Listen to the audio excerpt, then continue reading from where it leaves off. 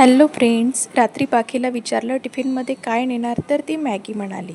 आणि तिचा शाळेतला पहिला दिवस होता, म्हणून म्हटलं तिच्याच आवडीचं काहीतरी झालं पाहिजे. पण मॅगीमध्ये तर मैदा असते आणि ते हानिकारक असते, म्हणून म्हटलं तिची आवडही पूर्ण होईल आणि काहीतरी पौष्टिकही होईल. म्हणून तिच्यासाठी मी सरगुणे बनवायला घेतले.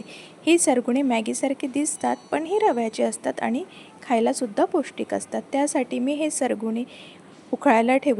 सरगुणे 80% उकळल्यावर त्याला एका चाळणीमध्ये थंड व्हायसाठी काढून घ्यायचं. तोपर्यंत मी टोमॅटो, कांदा आणि मिरची चिरून घेतली. एका कढईत तेल गरम करायला ठेवलं. तेल गरम झाल्यावर त्यात थोडी जिरं, मोहरी टाकली. लगेच मिरची टाकली. मिरची टाकल्यावर मी कांदा टाकायचंच विसरले. पण तुम्ही कांदा टाकू शकता. तसेही पाखीला कांदा आवडत नाही, त्यामुळे मी टाकलाही नाही. त्यानंतर मी टोमॅटोवरच तिखट, मीठ, हळद आणि महत्त्वाचं म्हणजे मॅगी मसाला टाकलेला होता. ते सर्व मिश्रण मी तेलात सोडलं.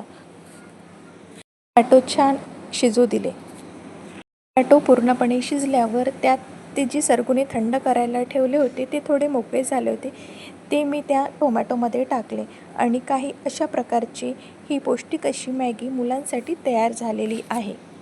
मीही माझ्यासारख्या नवीन शाळेत जाणाऱ्या मुलाची आई असेल तर आजची ही रेसिपी तुम्हाला कशी वाटली नक्की सांगा. आवडले असल्यास व्हिडिओला लाईक करा, शेअर करा आणि सबस्क्राईब करा.